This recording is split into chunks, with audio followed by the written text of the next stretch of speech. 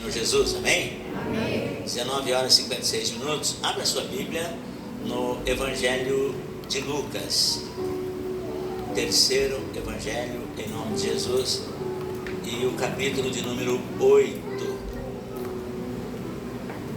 Capítulo 8 do Evangelho de Lucas. E reitero, faço minha as palavras do pastor Sérgio aos nossos irmãos Osvaldo e Rosângela. Deus abençoe pela presença dos irmãos aqui, tá? E que não fique só nessa vez. Retorne a esta casa que nos honra com a presença dos irmãos aqui, amém? Evangelho de Lucas, capítulo de número 8, diz assim a palavra do nosso Deus, cujo título aqui na minha Bíblia é: As mulheres que serviam a Jesus com seus bens. E aconteceu depois disso que andava de cidade em cidade e de aldeia em aldeia, pregando e anunciando o Evangelho do Reino de Deus.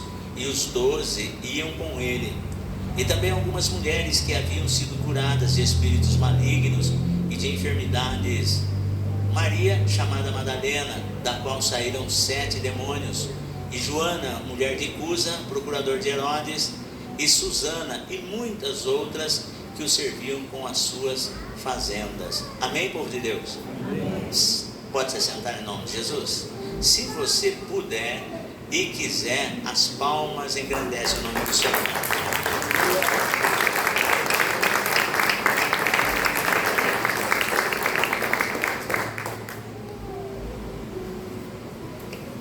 Amados, hoje nós estamos sentindo a falta de alguns irmãos, estamos sentindo a falta de algumas irmãs. É bem verdade que numa época de hoje, algumas pessoas já começam a se preparar para viajar, sair de férias com a família, mas nós estamos aqui para a glória e honra do nome do Senhor Jesus. Bem verdade que eu tenho conversado com a minha esposa, né? Que a gente também está se organizando para pegar alguns dias aí e recarregar as baterias. Mas a gente está vendo que tem uma série de coisas aí que estão pendentes e nós estamos nos ajeitando para isso. Mas eu quero até que a igreja me ajude em oração nesse sentido, para que tudo que nós venhamos a fazer, o que nós temos feito até agora, é para a honra e glória do nome do Senhor Jesus. E inclusive cuidar da família honra e engrandece o nome do Senhor. Amém, igreja? Amém. Mas nessa noite eu gostaria de trazer essa meditação no capítulo 8 do Evangelho de Lucas. Já visto que os irmãos sabem que eu gosto de estar sempre falando para que os que chegam, que a igreja passa por esse processo de rotatividade, uns vêm, outros vão, e às vezes a gente acostuma tanto com as pessoas que estão, que é certas coisas que a gente acaba por não falar, e isso acaba deixando os que estão chegando meio perdido nessa questão, né? E principalmente no segundo domingo do mês nós trazemos uma mensagem voltada a ser ou não dizimistas e ofertantes, e depois no final a gente faz a unção na vida dos irmãos, das irmãs, né? Nesse sentido, em nome do Senhor Jesus. Então hoje não é diferente. Hoje eu estarei ministrando uma palavra nesse sentido, e depois logo em seguida nós fazemos a oração, e depois nós fazemos a unção. O pastor Sérgio Luiz Francisco está aqui me auxiliando nessa questão, e depois nós vamos estar orando e ungindo os irmãos. Está ali o nosso irmão presbítero Wellington também, que eu vou pedir que depois me auxilie nessa questão. Mas entenda uma coisa: a obra de Deus é algo tão maravilhoso, é algo tão tremendo, que se nós não paramos para analisar, nós passamos pela vida cristã de uma forma, como que eu posso dizer, monótona. Nós começamos a trazer, como todos os dias são iguais. A nossa irmã missionária Graziela estava pregando aqui no início da sua ministração, no último dia da campanha, ministrada pelo nosso irmão presbítero Wellington, lugar de paz. E a nossa irmã missionária Graziela, sua excelentíssima esposa, ela estava fazendo no seu início, no seu prenúncio, na sua introdução, ela estava dizendo assim que parece mais um culto, parece mais um dia, algo assim, parece mais um dia, parece mais um culto. Mas nós precisamos entender, nós cristãos, na pessoa bendita do Senhor e Salvador Jesus Cristo, precisamos entender que nunca na presença de Deus é a mesma coisa, nunca, porque o Senhor, ele diz assim: eis que faço novas todas as coisas. Então hoje, para você estar aqui, é uma oportunidade para você estar aqui, e com certeza Deus está fazendo algo novo em sua vida. Deus está fazendo coisas novas a todo instante para você. Só que muitas das vezes nós passamos pela nossa vida cristã desapercebidos, e precisamos urgentemente que o Espírito de Deus nos conceda que nós tenhamos percepção espiritual, porque Deus tem coisas grandes ainda a realizar. Porque se nós não entendemos isso, irmãos, não havia tantas igrejas se fechando. Não havia tantas igrejas se fechando. Não havia tantas pessoas insatisfeitas se realmente entendesse os planos e os propósitos de Deus para as suas vidas.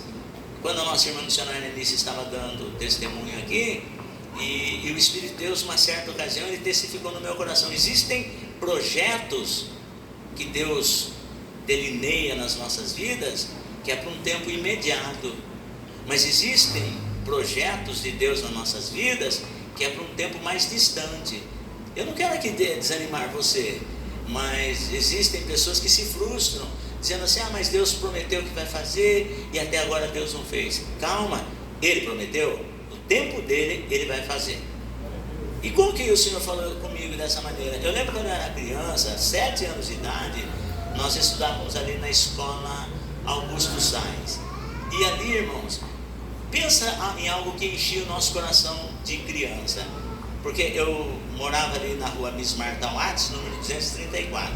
Então, no final da rua não tinha saída, e do outro lado também não tinha saída.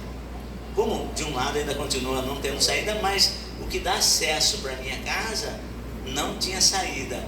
E o pessoal sempre falava, quando nós éramos crianças: nossa, eles têm um projeto para abrir essa rua aqui, e aí vai ficar fácil para quem vai para a igreja, para quem vai para o centro trabalhar, para quem vai para a escola. E eu ficava, Felipe Rossi, desenhando aquilo.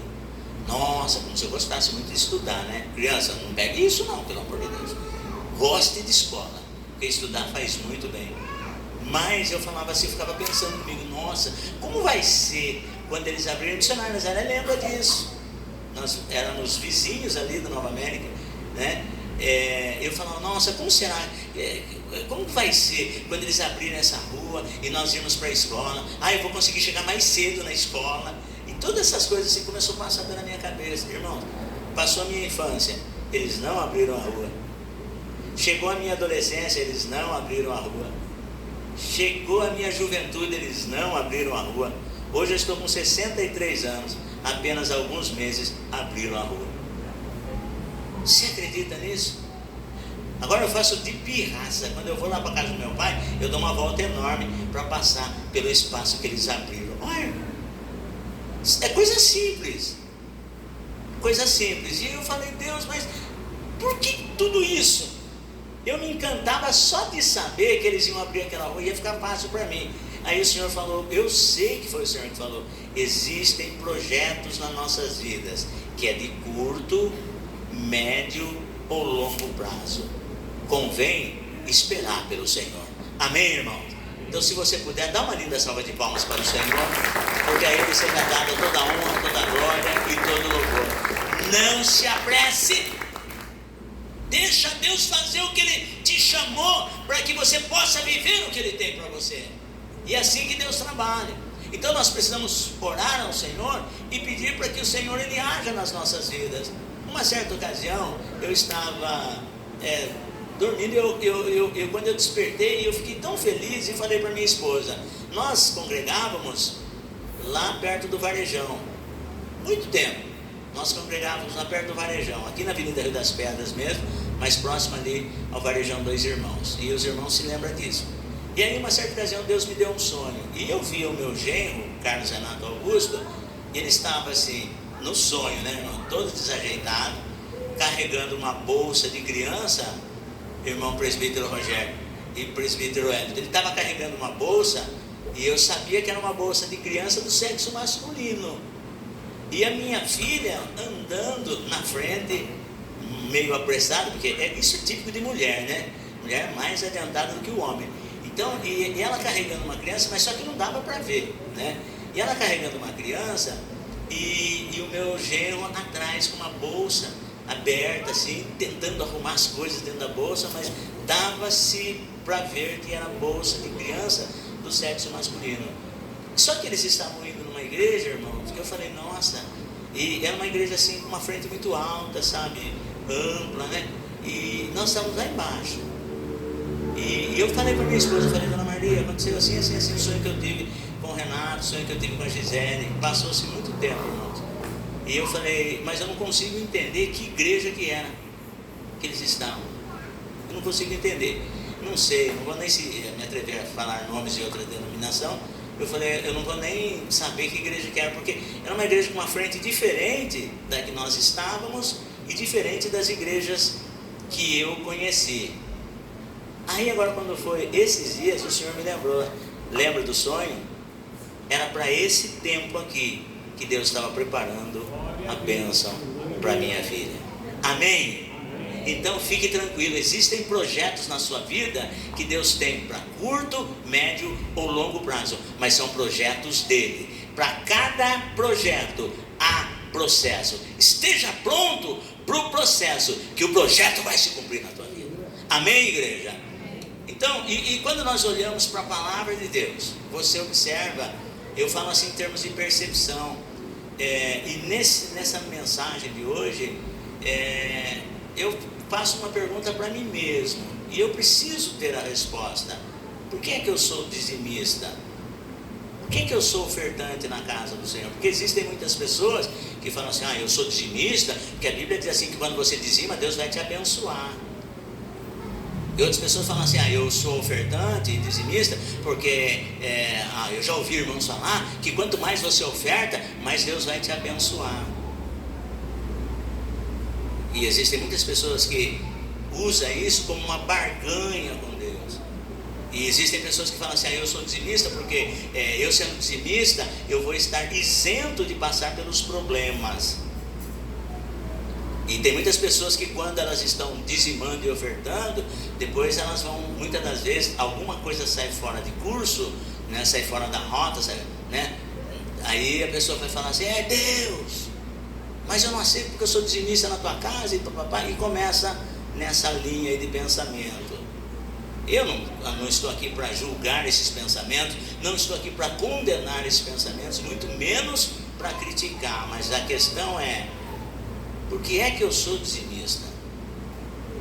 Porque existem muitas pessoas que têm suas ideias formadas que não dizimam, que não ofertam, e até pega alguns ganchos aí e fala, mas Deus não precisa de dinheiro, você vai levar dinheiro, você vai levar dízimo, você vai levar oferta, você vai levar dinheiro para o pastor? E a pergunta é, por que eu sou dizimista? Ou por que eu não dizimo, ou por que eu não oferto? E quando nós entramos aqui no Evangelho de Lucas, capítulo de número 8, eu vejo simplesmente para essas mulheres, dos quais 3, Lucas ele mencionou os nomes. Uma delas é Maria Madalena, outra Joana e outra Susana. E tem algumas outras mulheres que a Bíblia menciona os seus nomes, mas muitas outras não. Mas a questão não é o nome, mas o texto, em apreço, eu volto a fazer essa releitura, que diz assim, e aconteceu depois disso. Eu gosto desse termo que Lucas usa, porque ele prepara o leitor para algo grandioso que está para acontecer. E quando ele diz assim, e aconteceu o quê? Ele está preparando o leitor para algo extraordinário que vai acontecer. E você percebe que se você não atentar a esses pequenos detalhes, você passa por essa passagem como se fosse uma passagem comum, como se fosse uma passagem qualquer. E não é, porque Lucas deu ênfase a isso. Lucas chamou atenção para isso. Ele chamou a atenção, ele captou a atenção dos seus leitores para que atentassem para isso. E aí, então diz assim, e aconteceu depois disso, que andava de cidade em cidade e de aldeia em aldeia, pregando e anunciando o evangelho do reino de Deus. E os 12, Pedro, Tiago, João, os 12 discípulos, codenominados de apóstolos, iam com eles. Esses 12 homens do colégio apostólico de Jesus estavam com eles. Só que Lucas não para aí, ele prossegue dizendo assim: e também algumas mulheres que haviam sido curadas. Presta atenção.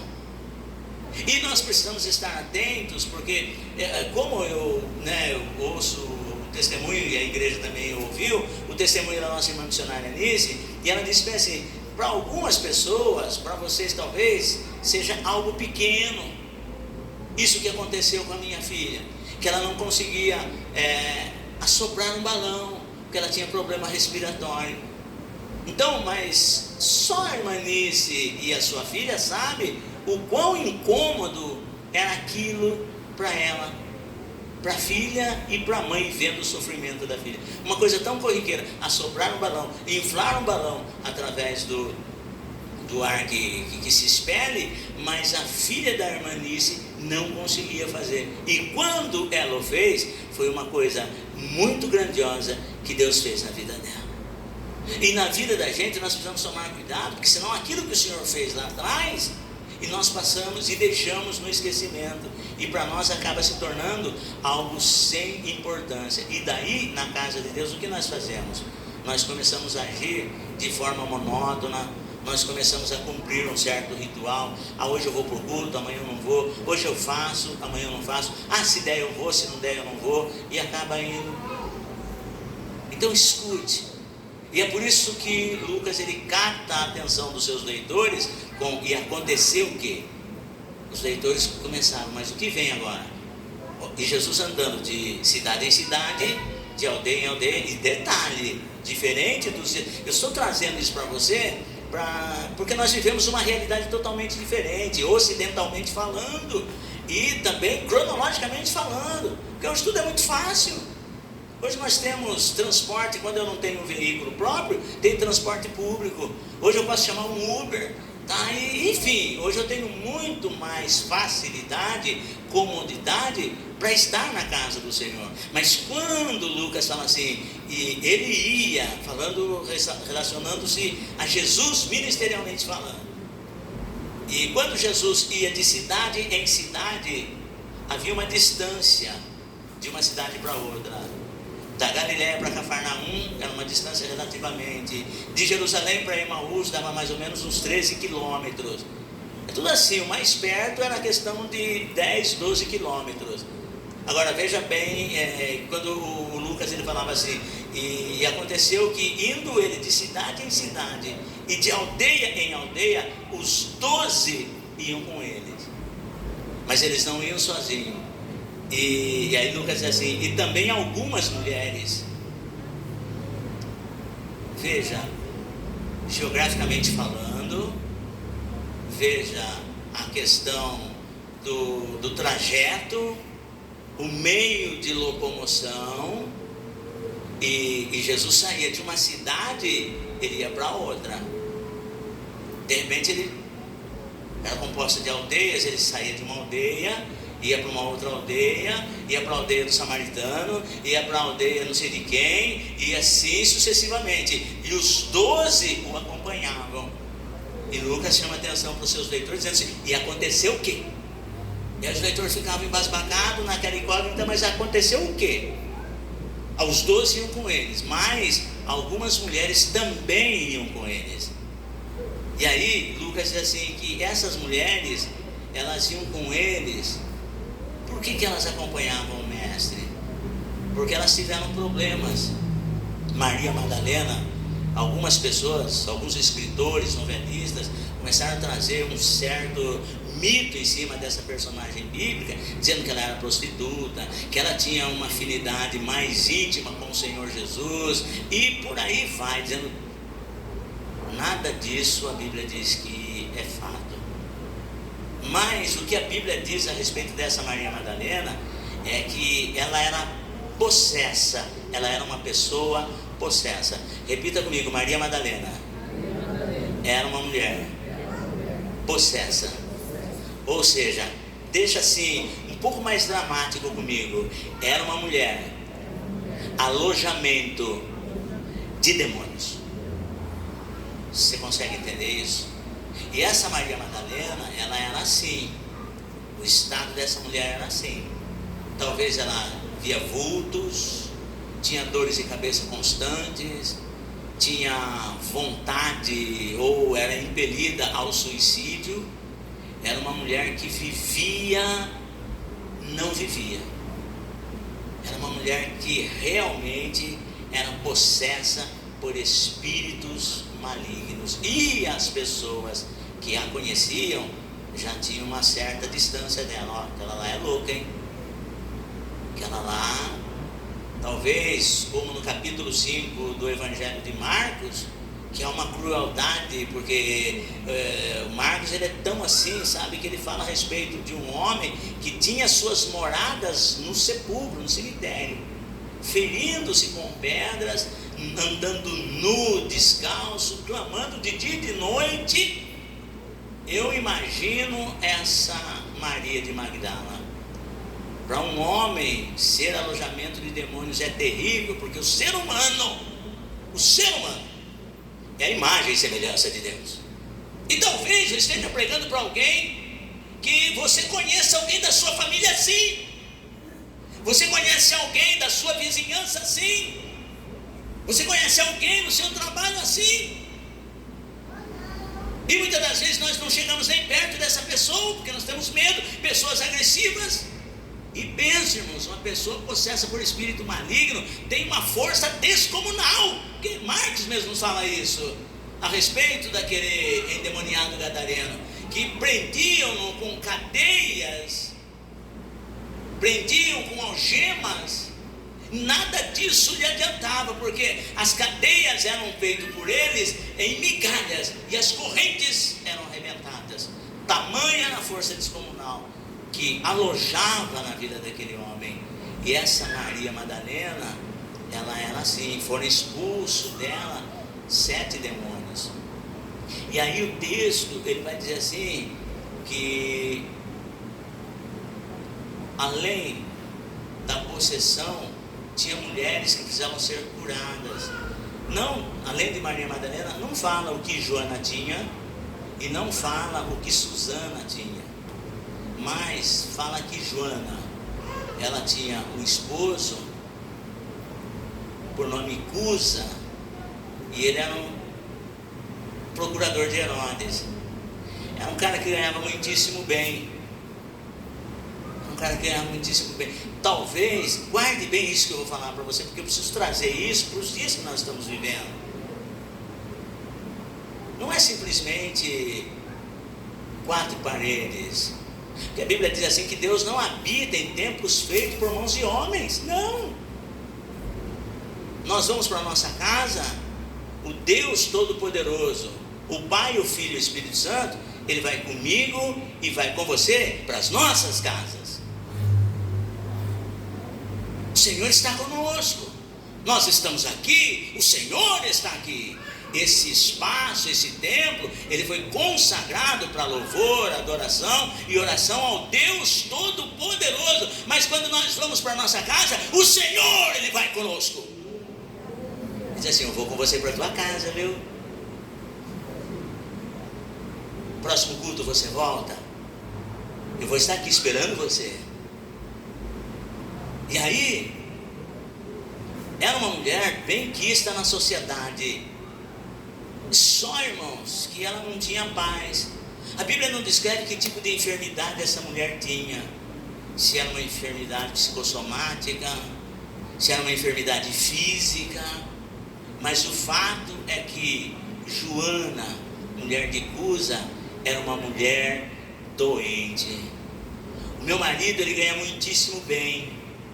Meu marido é um cara assim que, precisa de ver, Herodes gosta dele. Agora nesse final de ano, já mandou várias coisas em casa. Nós vamos passar um Natal recheado. Nós vamos chamar os pessoal para fazer o banquete conosco e assim sucessivamente, porque meu marido ganha muito bem. Porém, Talvez Joana, a mulher de Cusa, era uma pessoa que ela não tinha paz em casa. Talvez quando ela chegasse em casa, era uma briga constante. O diabo colocava uma arma na mão de Joana e a outra na mão de Cusa. Quando eles entravam dentro de casa, ambos se digladiavam. Talvez a vida desse casal era assim. E de Susana não tenho o que falar. Lucas, por ser médico, ele diagnosticou o problema de Maria Madalena, falou a respeito de outras mulheres que tinham enfermidades, mas não detectou, pelo menos não quis mencionar as enfermidades que elas tinham, mas eram pessoas enfermas. Aí Lucas diz assim, que essas mulheres, elas também acompanhavam Jesus de aldeia em aldeia e de cidade em cidade, e servia-os com os seus bens, com os seus recursos financeiros. Eu fico imaginando, talvez você pense assim como eu, mas Jesus, uma certa ocasião ele entrando lá no templo, e ele passou batido pelo pessoal lá, e não pagou as dracmas do templo. E não pagou as dracmas do templo.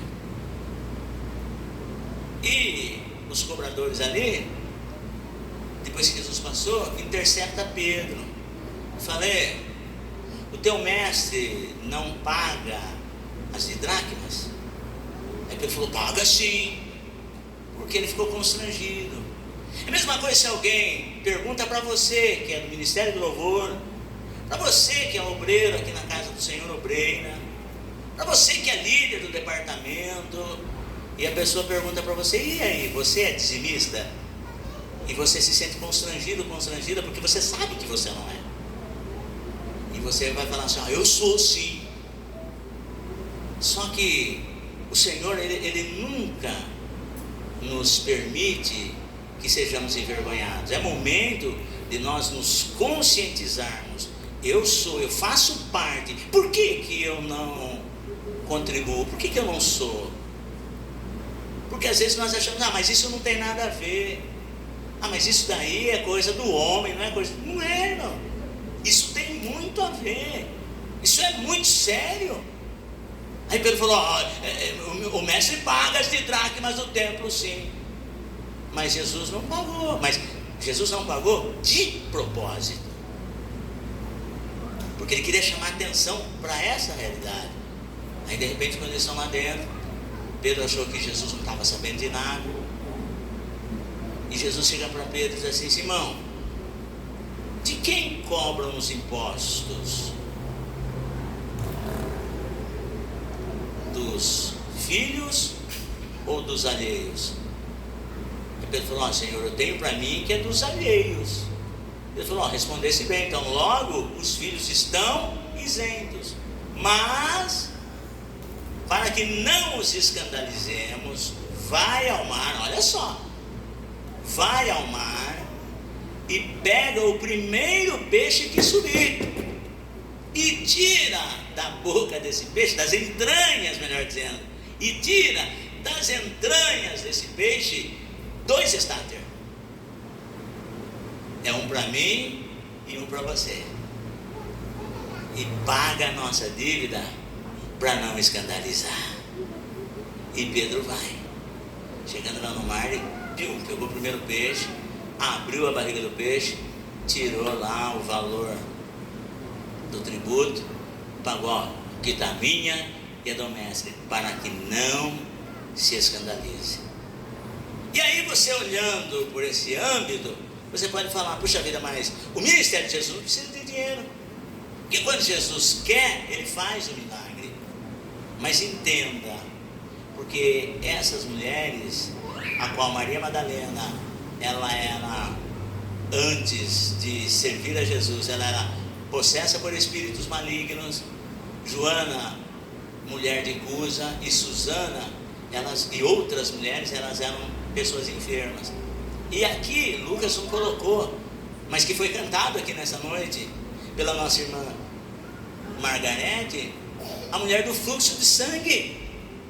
O texto aqui não está remetendo a ela, mas nós vemos que era uma das mulheres que também foi curada por Jesus. E a Bíblia diz que essa mulher do fluxo de sangue era uma mulher muito rica, e ela gastou todas as suas riquezas, todos os seus bens, com os melhores médicos da época, e por nenhum deles ela conseguiu ser curada. Mas quando ela ouviu falar de Jesus, foi até Jesus com a seguinte, armada com o seguinte pensamento, um pensamento de fé: se tão somente eu tocar nas orlas das suas vestes, eu ficarei sã. E ela foi, rompeu a multidão, tocou nas orlas das vestes de Jesus e recebeu a cura. Olha só, a tal ponto que tinha uma enorme multidão, Jesus para a multidão e fala assim: alguém me tocou. Mais uma vez Pedro fala assim: Senhor, para com isso. A multidão te aperta, te oprime, então de maneira que todos acidentalmente acaba tocando no Senhor, esbarrando no Senhor. Jesus falou: não, alguém tocou-me diferente, porque eu senti que de mim saiu virtude. Olha, irmão, pense, 12 anos sofrendo de uma enfermidade, mas alguém chega para aquela mulher e diz assim: olha, eu conheço o médico dos médicos, eu conheço alguém que pode te curar. E ele está aqui nessa noite. Ah, se eu fosse você, levantar a mão e tomar posse da sua cura, do seu milagre. Eu conheço alguém que pode mudar a tua história. Como assim? Eu já fui com o doutor fulano, eu já fui com o doutor ciclano, e ninguém pode fazer nada para mim. Você conhece alguém que pode me curar, Carol? Que negócio é esse? Eu conheço. Mas como assim? Avenida Rio das Pedras, 3667 é o endereço do milagre. E a pessoa vem cheia de fé. Tá bom. E aquela mulher foi, do jeito que ela armou-se com pensamento de fé, rompeu aquela multidão. Não foi fácil, porque vida cristã não é passe de mágica. O justo vive pela fé. Talvez alguém tenha diagnosticado você, talvez alguém tenha sentenciado você, talvez alguém tenha falado que para você não tem jeito, que para você não tem mais solução, mas eu venho aqui no nome do Senhor Jesus dizer que há um Deus que peleja por você. Ele está aqui nessa noite e vai mudar a tua história, e vai trazer a bênção que você precisa, porque Deus manda dizer que eu bem sei o pensamento que eu tenho de você. O meu pensamento, o seu pensamento não é igual ao meu, os seus caminhos não é igual ao meu. Eu sei o pensamento que eu tenho a teu respeito, diz o Senhor. Alguém olha e fala assim: vai morrer. Aí eu tenho até dó, né, dona Marli? Aquele pretinho nasceu marido. Dona Marli, irmão, ela fala: tenho até dó dele. Olha, está no pau da viola, está só no pó da rabiola, vai morrer. Aí chega lá no médico, Felipe Rossi, o médico olha e fala assim: rapaz, o que você fez com a sua saúde? O que você fez com a sua vida? Você vai morrer. Aí eu saí dela revoltado. Falei: Marli, o médico falou que eu tenho que parar de beber, e o sempre você vai parar? Falei: não, eu vou mudar de médico. Mudar de médico. Mas eu não falava porque eu queria ser mais duro e turrão do que o médico, é porque eu não conseguia parar de beber. E eu cheguei e falei pro médico, falei: olha, doutor, então eu vou morrer porque eu não consigo parar de beber. Jesus falou: o que você pode, eu te ajudo a fazer, mas o que você não pode, eu faço por você. Estou aqui, irmãos, servindo a Deus e crendo, dizendo, e se você tomar posse nessa noite, há um milagre esperando por você. E aí, escute, Lucas fala de algumas mulheres, mas o que ele fala e que chama muita atenção é que quando se fala em enfermidade espiritual, guarde bem isso que eu vou te dizer, irmão, porque isso acontecia com o povo de Israel. Enfermidade espiritual, a primeira coisa, o primeiro sintoma de uma enfermidade espiritual na vida de um crente, seja ele o tempo que ele tiver, é quando ele deixa de dizimar na casa do Senhor, e ele não põe isso como prioridade. Ele precisa colocar isso como prioridade. Ele precisa entender que ele precisa ter isso como prioridade. Por quê? Porque o reino de Deus, Jesus Cristo, ele investe em pessoas. Jesus, ele investe em pessoas. Agora tem uma coisa, o investir em pessoas, Jesus investiu em pessoas que o mundo já havia desistido, pessoas que o mundo já tinha desenganado, pessoas que o mundo já tinha deixado de lado. No caso de Joana, mulher de Cusa, era uma mulher muito bem assistida financeiramente, porém não tinha paz em casa. Talvez o casamento dessa Joana estava por um fio. Talvez ela já não tinha mais o que fazer. Talvez ela chegasse na casa dela e falasse assim: hoje eu quero chegar para meu marido e vou falar assim: ó, eu vou pedir o divórcio, porque para mim não dá mais. Todas as vezes que eu chego em casa, está daquele jeito. A Susana, a Bíblia não fala nada a respeito do seu marido, porque talvez ela já não tivesse nem preocupado mais com a família. A Susana, a Bíblia já nem fala mais a respeito dos seus filhos, não fala nada. É uma mulher que talvez ela tivesse se fechado. Mas o texto aqui, no Evangelho de Lucas, no capítulo 8, diz que essas mulheres, quando Jesus encontrou com elas, elas também, encontrando com Jesus, conseguiram se encontrar. O pior lugar para se estar perdido é dentro da casa do Senhor. Mas nesse momento, Deus quer que você se encontre. Escute. Tem um momento na vida da gente que eu cheguei, pus a mão na minha consciência, chamei a minha esposa e disse assim: olha, vou falar uma coisa para você. Tem horas que eu não sei aonde que nós estamos indo. Tem horas que eu não sei aonde nós pretendemos chegar. Você tem noção? Diz assim: eu sou igualzinho a você. Eu falei: então vamos parar. Vamos ver aonde que nós estamos. Para onde nós estamos indo. E onde nós pretendemos chegar. Irmãos, e hoje estamos vivendo o sobrenatural de Deus, para a honra e glória do nome do Senhor Jesus. E aí, escute, porque eu entendo que essas mulheres, elas foram muito perceptivas em relação às coisas espirituais. Elas entenderam: pô, peraí, se eu estou aqui hoje, foi porque o mestre investiu em mim. Maria Madalena, talvez ela dissesse: pô, mas quem eu era? Vivia perambulando pelas ruas, roupas sujas, mal cheirosa, envolvendo em más companhias. Joana talvez olhasse e dissesse assim: mas como que era o meu casamento antes de eu conhecer Jesus?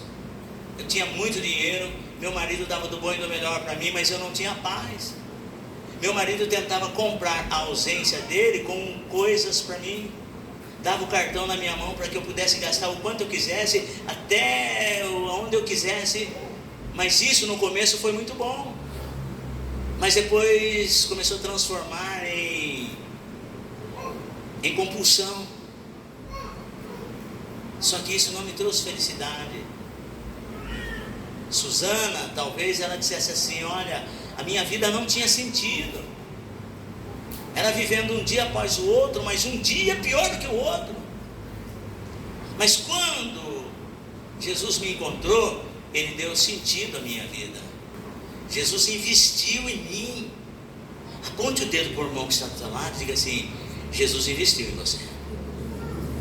Você consegue acreditar nisso?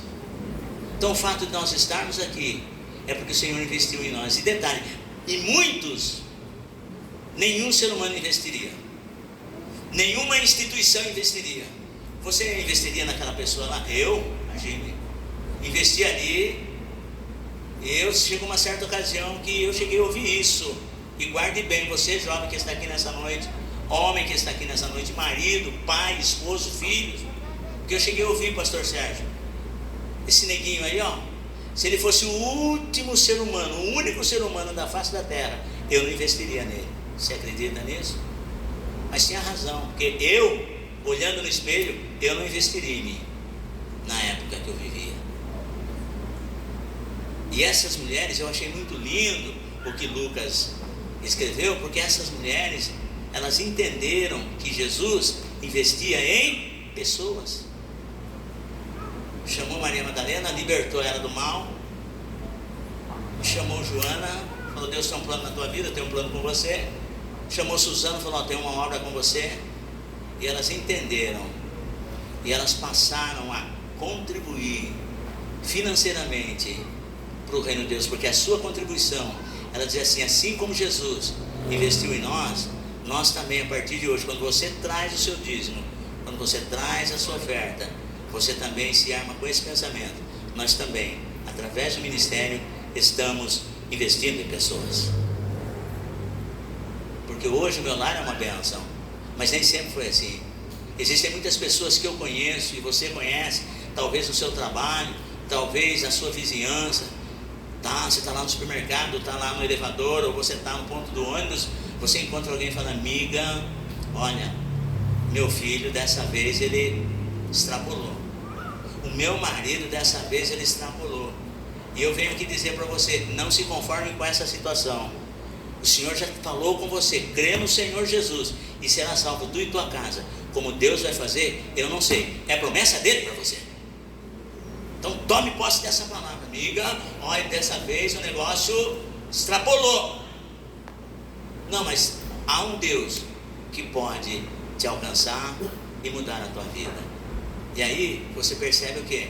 A pergunta que não quer calar: por que você dizima? Por que você oferta, Suzana? Por que você dizima, Joana? Por que você dizima, Maria Madalena? Porque eu sou grata a Deus. Então, o que traz essas mulheres contribuir para o reino de Deus financeiramente é a gratidão. Então você vê aqui de 4 virtudes, rapidamente, eu não vou citá-las na íntegra, porque o tempo já não me permite, eu quero orar por você.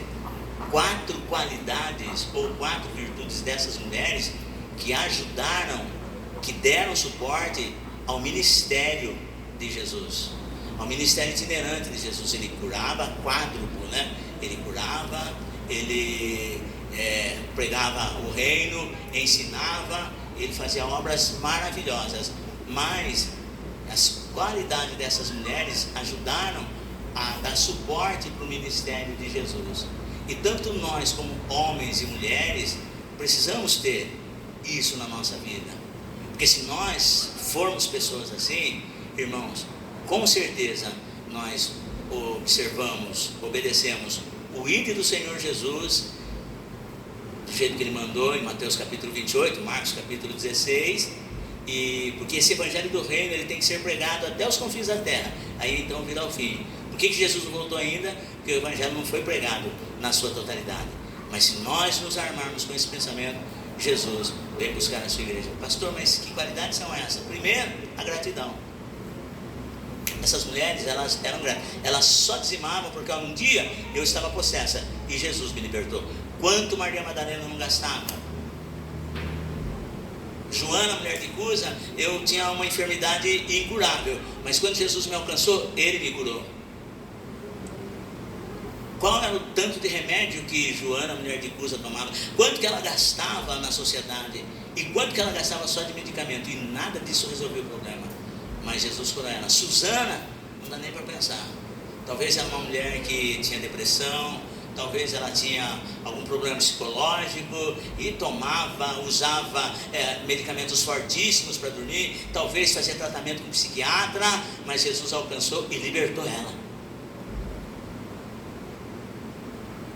Então, o que motivava essas mulheres a dizimar e ofertar? A gratidão. O que me traz aqui dizimando e ofertando é o que Deus fez na minha vida. Porque o que Jesus fez, irmãos, nenhuma instituição tem poder para fazer. A libertação, a cura, isso vem do Senhor Jesus. Então a gratidão dessas mulheres. Uma outra coisa que eu vou focar aqui, mas a empatia. Eram pessoas empáticas. O que é uma pessoa empática? É uma pessoa que se coloca junto com a outra, se coloca no lugar da outra em termos de sofrimento. Jesus, quando ele estava indo para o Calvário e ele estava carregando a cruz, a Bíblia diz que chega um certo momento que ele não consegue carregar a cruz por causa do peso, ele já estava todo machucado, passou uma noite toda sendo flagelado, sendo humilhado, e ele estava agora fraco fisicamente falando, e ele caindo, vinha um negro do campo, Simão de Cirene, e os guardas lá começaram a humilhar esse Simão de Cirene, para que ele pegasse a cruz, para que ele carregasse a cruz, ajudasse a Jesus. Mas quando Jesus estava lá flagelando, quando Jesus estava quase morrendo lá, carregando aquela cruz, aquelas mulheres, essas mesmas mulheres, elas estavam batendo no peito, chorando de ver o que Jesus estava passando. Elas estavam passando, elas estavam trazendo para si o sofrimento do Senhor. Irmãos, como nós precisamos, homens e mulheres, ser empáticos. Existem muitas pessoas sofrendo, existem muitas pessoas morrendo, mas nós podemos ainda, com a nossa voz, com a presença do Espírito de Deus nas nossas vidas, nós podemos falar, ainda há esperança. Escute, eu falando assim de fato, uma outra coisa interessante é a lealdade que hoje precisa se ter. Porque Jesus, quando ele estava lá na cruz, onde que estava Pedro? Pedro falava que ia com o Senhor até a morte, até a prisão e a morte. Mas quando Jesus foi pendurado na cruz, eu acredito que Jesus olhou, procurando Pedro e não encontrou. Mas essas mulheres, elas estavam lá, com Jesus na cruz. O texto, ele diz assim, que essas mulheres, elas estavam ali olhando de longe, muitas mulheres que tinham seguido Jesus desde a Galileia para o servir. Ou seja, elas estavam ali, nos pés da cruz, Jesus lá pendurado, elas estavam ali, esperando uma ordem. Mestre, o que o Senhor quer que nós façamos? Mas escute, quando olho pela gratidão, e eu pergunto, por que Susana, Maria Madalena e Joana, elas eram gratas? Elas eram gratas porque elas foram curadas. Elas eram gratas porque elas foram libertas.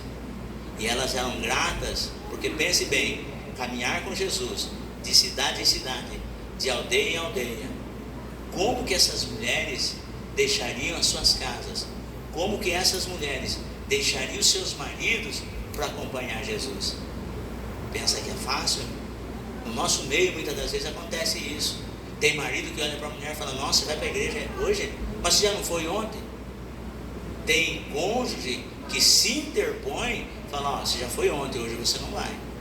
Eu conheci pessoas que o marido falava assim, você vai ter que escolher, ou Jesus ou eu.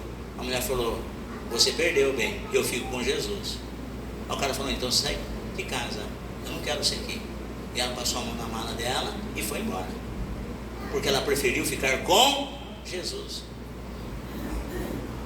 Mas pastor, eu vim aqui, só Jesus sabe. Eu preguei para uma pessoa, preguei para uma família, que a esposa chegava aqui na igreja, ela falava assim, pastor, sabe, eu tenho até vergonha de falar para o pastor o que o meu marido fala do pastor. Fala, fica tranquilo, então já não fale do seu marido para mim, fale do seu marido para Jesus, nós vamos apresentar ele para Jesus. E começamos a orar, Senhor, visita o marido da fulana, Senhor, quebranta o coração do marido da fulana. Um dia ele começou a passar mal, a pressão subiu, ele começou a entortar para cá, entorta a boca para lá, e chama o SAMU, leva ele para a UPA da Piracicamirim. Quando ele chega lá, o médico falou, rapaz, você está mal. E ele olha para a mulher dele e fala, bem, chama o seu marido, chama o pastor para vir aqui orar por mim.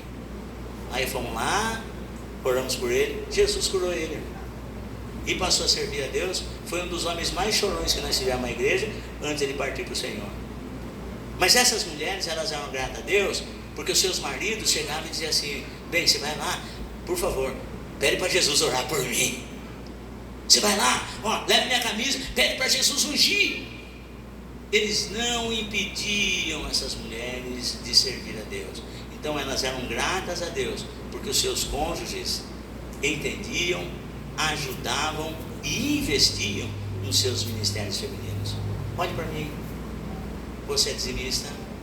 Por que é que você é dizimista? Qual é a razão pela qual você traz o dízimo? Porque você é obrigado? Não, deve ser pela sua gratidão. Nós estamos aqui nessa noite. Então todas as vezes que você se armar com esse pensamento, você vir para a igreja e trouxer a sua oferta, trouxer o seu dízimo, traga com alegria e traga com gratidão. Por quê? Porque você e a sua família servem a Deus. E quando você sai daqui, você vai para a tua casa, a sua casa tem paz. Você abre a geladeira, a sua geladeira está repleta de alimentos. Eu estava vendo uma reportagem na África, sabe o que eles estavam comendo lá? Grama cozida. E aí o repórter olhava e perguntava assim: mas escuta uma coisa, se comendo essa grama aí não faz mal? Faz mal, dá dor de estômago, dá desinteria, mas fazer o quê? É melhor nós ter dor de estômago com o estômago cheio do que a dor da fome. Então nós temos razões para agradecer ao Senhor. Quando eu acordo de manhã ou estou dormindo, eu tenho a liberdade, respiro esse oxigênio, mas quando eu vou nas unidades de terapia intensiva, eu vejo as pessoas respirando o último resto de oxigênio, e o médico fala assim: daqui a pouco nós vamos desligar, porque não tem mais o que fazer. Então nós temos razões para agradecer ao Senhor, e quando você assim o faz, com seus dízimos e com as suas ofertas, eu tenho a pleníssima certeza que Deus se agrada, porque você é uma pessoa que entendeu que o Senhor investiu em você. Posso ouvir um amém? Amém. Posso ouvir um graças a Deus? Então agora chegou o momento de eu ungir você. Peço que o pastor Sérgio me auxilie. Peço que